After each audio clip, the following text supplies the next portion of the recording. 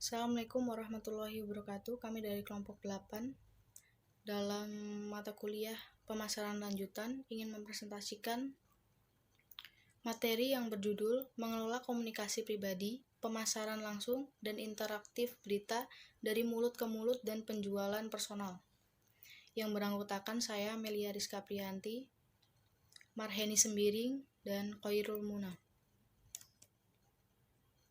Pemasaran langsung yaitu penggunaan saluran konsumen untuk menjangkau dan mengirimkan barang dan jasa kepada pelanggan tanpa menggunakan perantara pemasaran. Pemasaran langsung dapat menggunakan sejumlah saluran untuk menjangkau calon pelanggan dan pelanggan perorangan, seperti surat langsung, pemasaran katalog, telemarketing, TV interaktif, kios, situs web, dan peralatan bergerak mobile.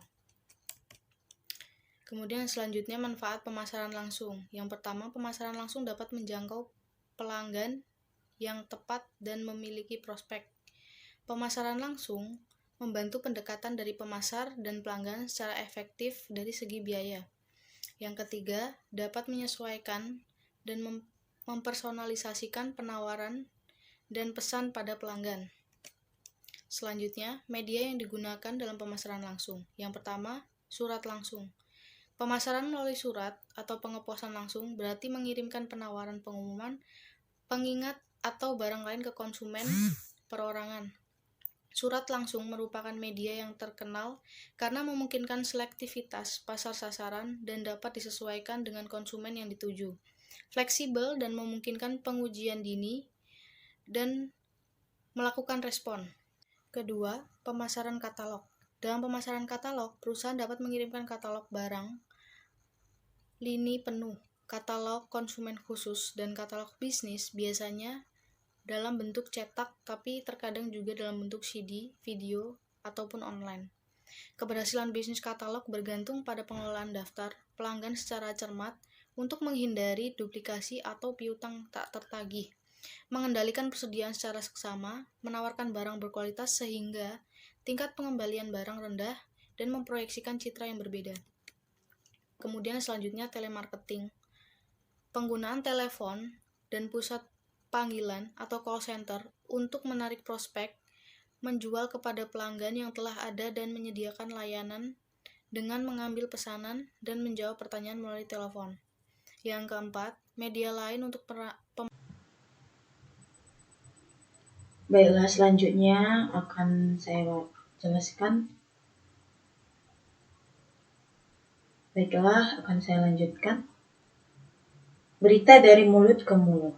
Berita dari mulut ke mulut atau word of mouth adalah proses komunikasi yang berupa pemberian rekomendasi baik secara individu maupun kelompok terhadap suatu produk atau jasa yang bertujuan untuk memberikan informasi secara personal. Berita dari mulut ke mulut bisa sangat efektif untuk bisnis kecil yang di dalamnya pelanggan dapat merasakan hubungan yang lebih pribadi. Dari mulut ke mulut ribuan kali lebih kuat daripada pemasaran konvensional, menurut Silverman 2001 halaman 21. Selanjutnya, pemasaran bus dan viral. 1. Pemasaran bus. Pemasaran bus adalah proses komunikasi multidimensi yang melibatkan pengirim pesan persuasif melalui agen bus atau pengirim ke target bus atau penerima dalam bentuk percakapan WOM atau offline dan online, dan mengambil informasi riset pasar dari agen bus tentang hal-hal khusus dari pengalaman pemasaran bus ini. Yang kedua yaitu pemasaran viral. Istilah viral marketing diciptakan oleh Jeffrey F. Raper dalam artikel yang berjudul The Virus of Marketing. Dalam artikel tersebut, tertulis bagaimana jika virus digunakan sebagai sebuah program pemasaran karena pesan pemasaran akan tersebar dengan hanya menggunakan waktu yang sangat sedikit, anggaran yang tidak perlu terlalu banyak, dan dampak yang ditimbulkan sangat luas. Selanjutnya, yaitu pemimpin opini. Periset komunikasi mengajukan pandangan struktur sosial baru tentang komunikasi antar pribadi. Menurut mereka, masyarakat terdiri dari faksi, kelompok kecil yang anggotanya sering berinteraksi. Anggota faksi memiliki kesamaan dan kedekatan mereka memfasilitasi komunikasi efektif, tetapi juga melindungi faksi dari ide baru. Tantangannya adalah menciptakan keterbukaan yang lebih besar sehingga faksi bertukar informasi dengan faksi lainnya dalam masyarakat. Keterbukaan ini dibantu oleh orang-orang yang berfungsi sebagai penghubung dan menghubungkan dua atau lebih faksi tanpa menjadi anggota faksi-faksi tersebut, dan penjembatan orang yang menjadi anggota faksi dan terhubung dengan seseorang di faksi lain. Selanjutnya yaitu blog. Blog menjadi penting melalui pengaruhnya terhadap bisnis. Menurut Li Huang et al. 2006, Cox Martinez et al. 2008. Karena mereka mendorong dan mendukung percakapan yang mungkin bernilai bagi individu dan bisnis, bertindak sebagai sumber utama aktivitas dari mulut ke mulut secara online. Salah satu daya tarik blog yang jelas adalah menyatukan orang dengan minat yang sama, dekat dengan keluarga, sedangkan blog lainnya dirancang untuk menjangkau dan memenuhi banyak pemirsa. Selanjutnya yaitu mengenai mengukur efek berita dari mulut ke mulut. Menurut Gale dan Johnson 1995, mereka mengemukakan bahwa komunikasi dan pertukaran informasi melalui internet juga dapat diklasifikasikan sebagai salah satu jenis word of mouth yang disebut juga dengan online word of mouth. Efek yang diciptakan oleh word of mouth mungkin positif atau negatif. Kata-kata negatif dari mulut ke mulut dianggap sebagai bentuk keluhan pelanggan, menurut Singh dan Pandya tahun 1991. Sedangkan promosi dari mulut ke mulut yang positif membantu perusahaan mengurangi biaya pemasaran, serta penjualan dan keuntungan dapat ditingkatkan. Selanjutnya yaitu merancang tenaga penjualan. Tenaga penjualan berfungsi sebagai penghubung pribadi perusahaan dengan pelanggannya. Tujuan akhir dari manajemen penjualan adalah untuk mempengaruhi tenaga penjualan untuk mendapatkan pesanan penjualan. Tahap penting dalam manajemen tenaga penjualan adalah mengevaluasi kinerja masing-masing wiraniaga ganda untuk memberi penghargaan, mengevaluasi dan mempertahankan yang berprestasi dengan tepat, dan menjaga agar mesin kasir perusahaan tetap berdering. Istilah tenaga penjualan mencakup 6 posisi. Apa saja itu? Yaitu yang pertama ada pengiriman atau delivery, yang kedua pengambil pesanan atau order taker, yang ketiga misionaris atau missionary, keempat teknisi atau technician, 5 pencipta permintaan, dan 6 penyedia solusi atau solution vendor. Selanjutnya yaitu tujuan dan strategi penjualan. Wiraniaga akan memiliki beberapa tugas khusus berikut untuk dilaksanakan, yaitu yang pertama mencari calon pelanggan atau prospek, kedua menentukan sasaran, memutuskan bagaimana cara mengalokasikan waktu mereka di antara prospek dan pelanggan. Yang ketiga yaitu mengkomunikasikan. Jadi di sini mengkomunikasikan informasi tentang produk dan jasa di perusahaan tersebut. Selanjutnya ada menjual, yaitu mendekati, menyajikan, menjawab pertanyaan, mengatasi keberatan, dan menutup penjualan. Selanjutnya itu melayani. Jadi melayani yaitu memberikan berbagai pelayanan kepada pelanggan, berkonsultasi tentang masalah, memberikan bantuan teknis, mengatur pembiayaan, mempercepat pengiriman. Selanjutnya yaitu mengumpulkan informasi, yaitu mengadakan riset pasar dan melakukan pekerjaan intelijen. Yang terakhir yaitu mengalokasikan, yaitu memutuskan pelanggan mana yang akan mendapat produk langka selama kekurangan produk.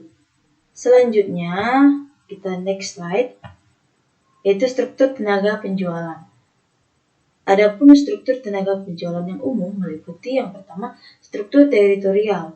Jadi struktur teritorial digunakan di mana setiap perwakilan penjualan ditugaskan di wilayah geografis tertentu.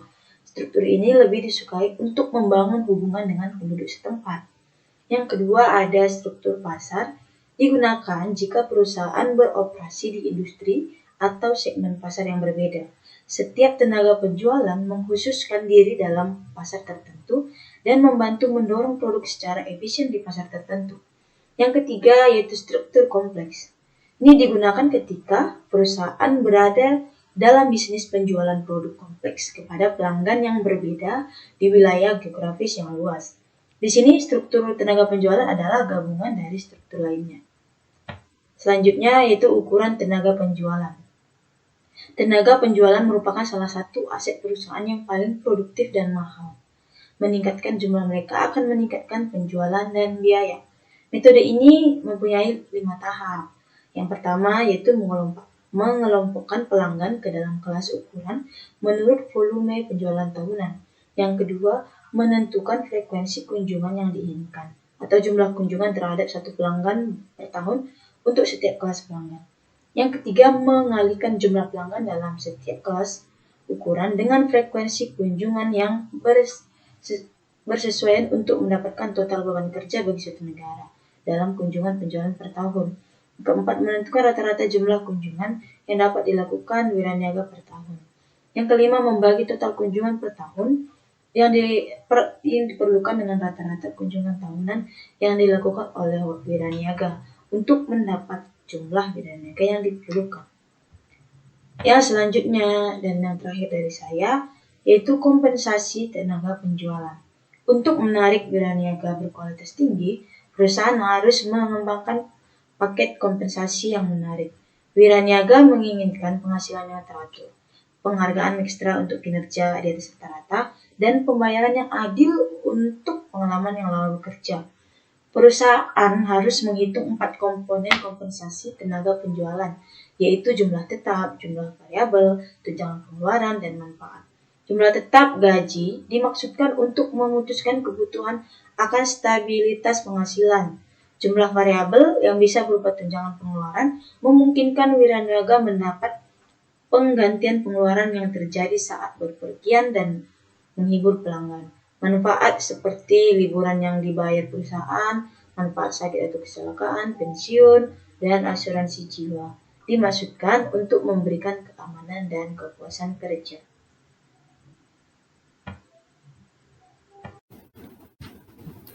Mengelola tenaga penjualan.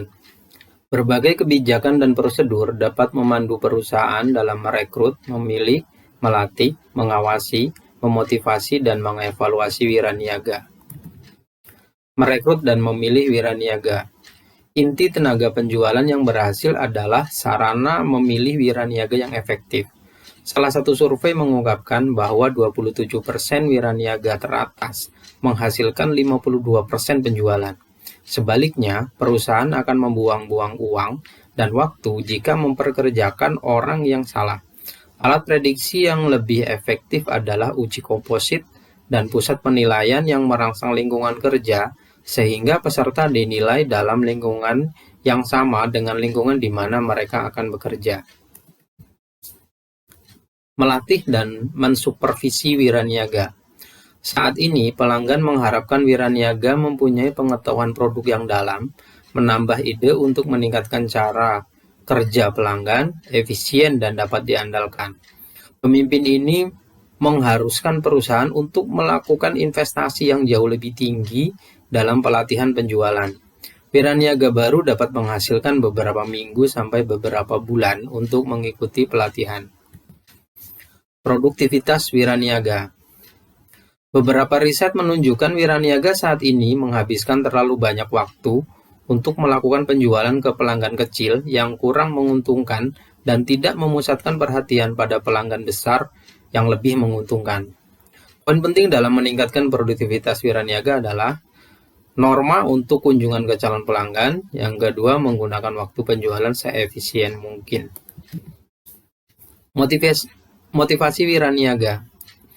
Mayoritas wiraniaga membutuhkan dorongan dan intensif khusus, terutama wiraniaga yang berada di lapangan dan harus menghadapi berbagai tantangan harian. Sebagian besar pemasar percaya bahwa semakin tinggi motivasi wiraniaga, semakin besar usaha dan kinerja, penghargaan, dan kepuasan yang dihasilkan, semuanya menghasilkan motivasi lebih lanjut. Salah satu penelitian yang mengukur arti penting berbagai penghargaan menemukan bahwa penghargaan dengan nilai tertinggi adalah bayaran, diikuti promosi, perkembangan pribadi, dan pencapaian. Mengevaluasi wiraniaga. Menggambarkan aspek supervisi penjualan, pengumpan ke depan, bagaimana manajemen mengkomunikasikan apa yang harus dilakukan wiraniaga, dan memotivasi mereka. Yang pertama adalah sumber informasi. Sumber informasi terpenting tentang wiraniaga adalah laporan penjualan. Yang kedua, evaluasi resmi. Laporan tenaga penjualan beserta observasi lain memberikan bahan mentah bagi evaluasi. Prinsip-prinsip penjualan personal. Penjualan personal adalah seni kuno, meskipun demikian wiraniaga efektif saat ini mempunyai lebih dari sekedar insting.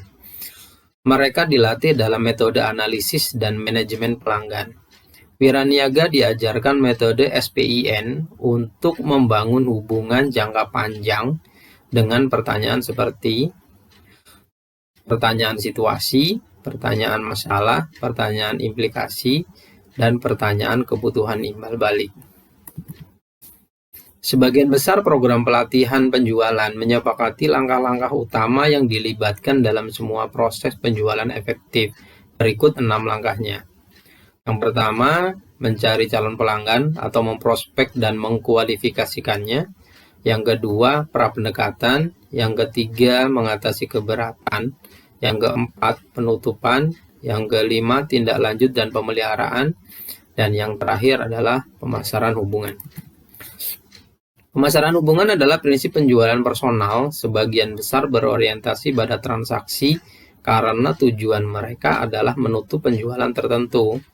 Dalam banyak kasus, perusahaan tidak mencari penjualan segera, tetapi lebih mencari hubungan pelanggan pemasok jangka panjang.